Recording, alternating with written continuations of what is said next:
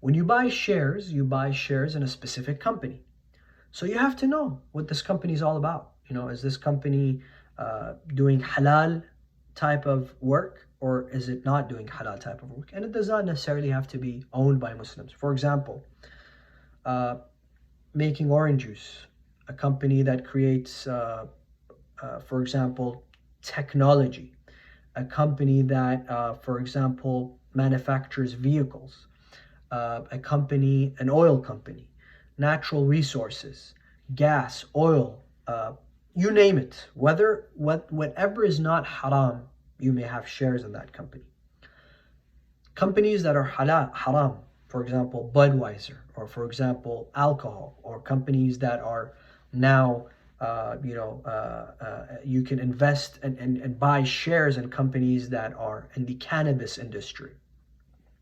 Some of this cannabis industry, yes, it could be for medicinal use, but others is not. So we know that the primary source, the primary earnings of this company is haram. Therefore, you cannot buy shares in that company. Halal, you may buy shares. Now let's move to the stock market. Stock market, there isn't a company. You buy shares in the tech industry, you buy shares in different industries, and there's a variety of companies that you're buying stocks on. Now that, again, the same law applies.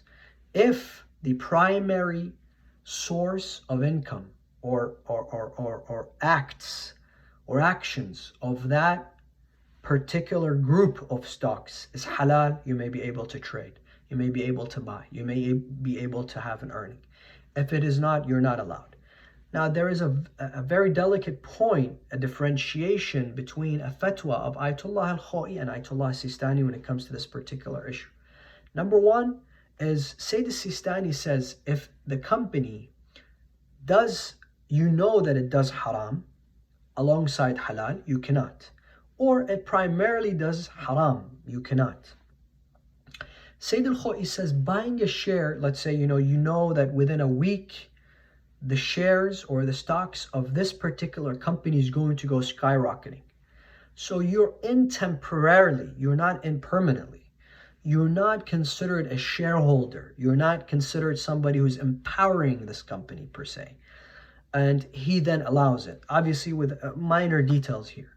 So if you're in temporarily for, let's say, a week or 2 or 3, then you're okay. If you're in for the long run as a shareholder or somebody who's empowering the stocks of a particular a group of stocks that the primary work is not halal, then that is not allowed. And that is a question that this relates to the question that asked about the stock market.